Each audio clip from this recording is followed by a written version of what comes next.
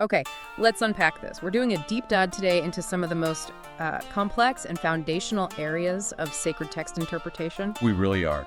We're focusing on the long-standing and very vibrant discussion around gender equity and financial law within the Quran. That's absolutely right. For believers and critics alike, the way these verses are read and applied, it represents a real point of tension between tradition, law, and, well, modern expectations. It does. And our mission today is pretty specific. We're not here to offer a final theological ruling. No, of course not. Instead, we're aiming for a comprehensive and balanced presentation of how different schools of thought, traditional, reformist, and secular, approach this exact issue. So we're dissecting the history and the modern implications. Exactly, of two very specific verses concerning women's financial roles and rights. So which verses are we talking about specifically? We are focusing on two foundational texts. They're really the basis for this entire discussion. First one is the testimony verse. That's in Surah Al-Baqarah, right? 2.282. Yes, that's the one. It's a crucial verse. It deals with financial contracts, with debt recording, and the standard it recommends for a witness is 2 men, or alternatively 1 man and 2 women.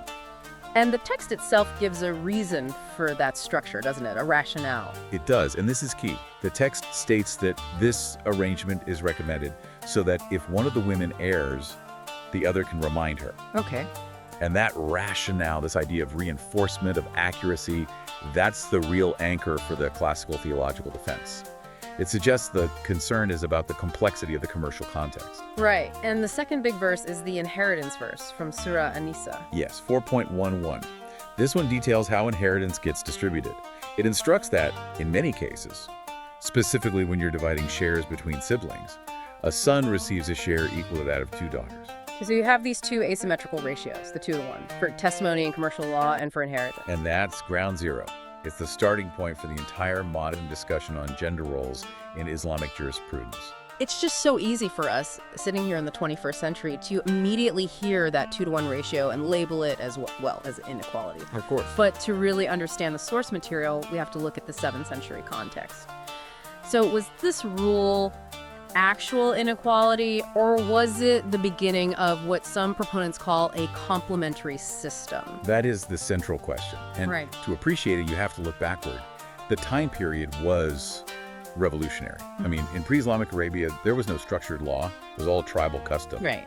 And women had basically 0 rights to property or inheritance. In fact, when a man died, his wives, his daughters, they were often treated as property themselves, just inherited by the next male relative. So if women had no guaranteed financial rights at all, then this Quranic injunction was a fundamental change to the entire economic landscape. It was a massive financial reform. It instantly granted women a guaranteed and immutable right to inheritance. It moved them from having, no property to having fixed non-negotiable shares. That's a radical advancement. It provided economic security that just, it didn't exist before. This reform sounds unique for its time, but, you might wonder if these ideas were just borrowed from, say, Roman law or Jewish law, which were also around in the region. That's a common misconception, actually. While patrilineal inheritance was the norm in Jewish law, for instance, inheritance really favored sons, and daughters only inherited if there were no sons. Complicated conditions. Very. But the Quran established something new, fixed certain shares for specific female relatives, wives, daughters, mothers, sisters.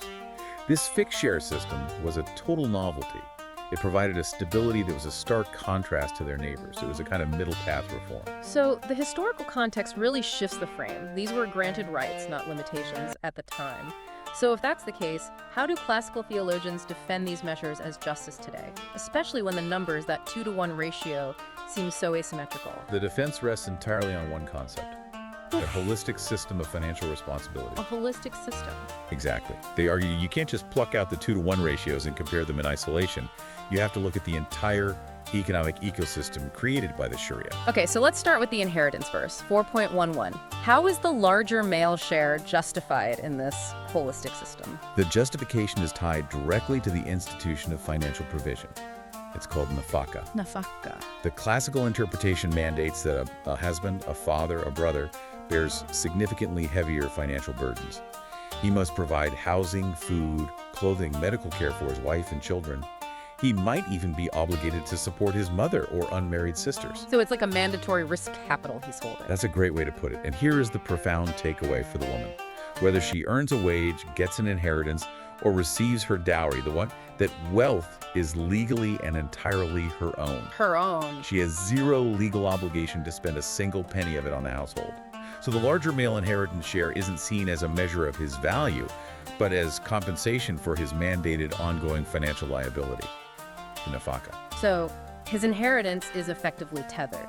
It's a liability fund that's already designated for future expenses, whereas the woman's inheritance is pure discretionary capital. That is the most concise way to put it, yes. The system is designed for complementary economic roles, ensuring that no matter how much wealth a woman brings in, her basic needs are legally guaranteed by the men responsible for her. But I have to challenge that system right away. That sounds great on paper, right? Assuming a perfectly functioning society where everyone follows the law. Sure. But what happens when that system breaks down? The husband is irresponsible, they divorce, or the woman is forced to be the sole breadwinner. Does the rule still apply even when the rationale, that nafaka burden, has shifted or just evaporated? And that is precisely the point of tension that the reformists bring up later. It's a vital question. But within that classical framework, the law reflects the ideal structure. The rule applies universally, regardless of an individual's financial situation, because the legal mandate of nafaka remains with the man. Okay, let's pivot to the testimony verse then, 2.282. Requiring 2 women for 1 man in, specifically, complex financial witnessing. Again, the classical view says this is about practical accuracy, not intellectual capacity. How do they flesh that out? They focus intensely on the specific context. This verse is part of the longest passage in the Quran, and it's all about highly complex debt and commercial transactions, or ishad. Very specific. Very. Classical scholars said that in 7th century Arabia, these were domains where women were simply less involved and so less experienced. The second woman was a safety measure, a backup, to jog the first woman's memory and make sure all the complex details were recorded accurately. So it's a mechanism for corroboration in what was then unfamiliar territory for women. Exactly. And it's crucial to note this ruling is not universal. It applies only to financial contracts. In huge areas of Islamic law testimony about women's biology, marriage, divorce, a single woman's testimony is often sufficient, sometimes even decisive. So they argue it's highly context-specific. Aimed at the highest degree of accuracy in commercial affairs. Yeah. So if we synthesize this classical perspective, justice is found in balancing the whole system of rights and responsibilities. It's complementary, it's divinely structured. But let's shift now, because this is where the modern conversation really diverges. The main criticism today is that these verses, whatever they did historically, now institutionalize inequality. The criticisms are loud and clear, yes. They come from secular thinkers, liberal Muslims, non-believers. The first charge is a violation of the principle of equality. Meaning? Well, modern ethics defines justice as treating individuals as equals, regardless of sex. Any legal ruling that assigns a different value to a person's word or share based solely on their biology is seen as fundamentally unjust. And the second major criticism takes that historical context and kind of flips it on its head, arguing the ruling is an anachronism, that it's culturally relative to the 7th century. That is the core of the liberal argument. Even if the law was progressive then, it's outdated now. The original rationale for the testimony, versus lack of commercial experience, is completely negated today. Right, women are financiers, judges, CEOs. Exactly. So to maintain the 2-to-1 rule, when the cultural context has drastically shifted, is, in their view, to hold back progress with an outdated mechanism. And regarding the testimony verse specifically, critics feel it fundamentally undermines female agency. They do. They argue that even the stated rationale, so that if one of the women errs, the other can remind her, implicitly suggests a structural unreliability, maybe an intellectual weakness. It's a claim modern psychology refutes. They see this law as having perpetuated patriarchal norms over centuries. It's useful to look externally here at other Abrahamic faiths. Historically, Judaism and Christianity had similar or often more severe gender inequalities. It certainly did. But modern liberal movements within those faiths have largely found ways to move toward gender equality in religious practice and law. And that evolution is crucial because it provides a kind of roadmap. These reforms show that sacred texts can be reinterpreted to align with a contemporary ethical consensus on equality without demanding that you abandon your faith. It sets a precedent for potential Islamic evolution that focuses on the spirit of the law, not just its historical form. Which brings us to the internal intellectual debate within Islam, which is just fascinating. You have the classical schools who treat the verses literally as immutable divine law. The Sharia, correct. But then you have the modern and reformist schools who are actively working to reconcile their faith with 21st century values. This is where the tension is most creative. The reformists argue that the law has to be dynamic, and their primary tool for this is the contextualist and Muqtasidi approach. Could you define Muqtasid for us? Of course. Maqasid al-Sharia refers to the supreme objectives, the higher purposes of Islamic law. And these objectives are universally agreed upon: securing justice, preserving life, protecting property, ensuring human welfare. The specific legal rules, the fiqh, are seen as the temporary means to achieve these eternal, unchanging ends.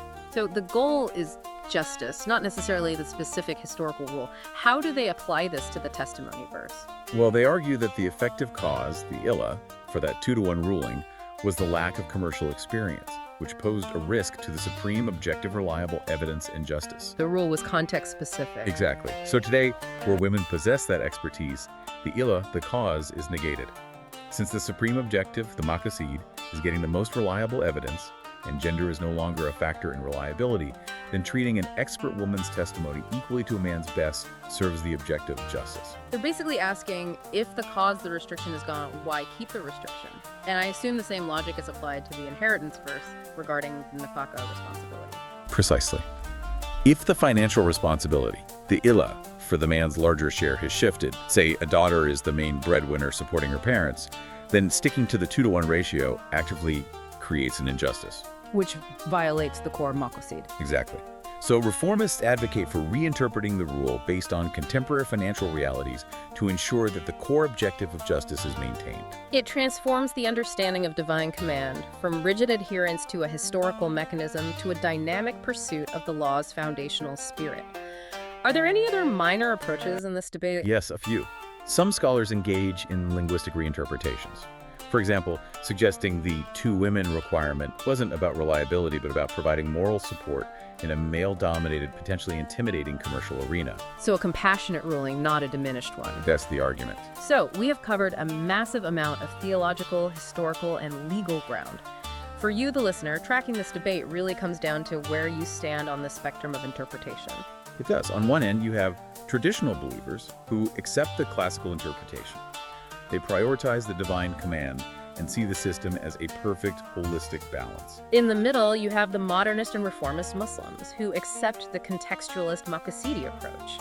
They believe that a faith rooted in eternal principles like justice has to be dynamic enough to adapt. And finally, you have the secular critics and non-believers who really only accept full alignment with contemporary absolute principles of gender equality. They tend to view the verses themselves as problematic historical artifacts. This ongoing discourse is a vibrant, often contentious debate. It really reflects a global community trying to reconcile its most sacred text with a rapidly changing world. And that search for justice is the unifying theme through it all. So, given that the Quranic verses were considered a radical reform that granted rights where none existed in the 7th century, the question for you to consider is this. Does upholding the principle of divine justice today require preserving the historical mechanism of the law or adapting its form to meet the spirit of that original reform? Something to mull over until our next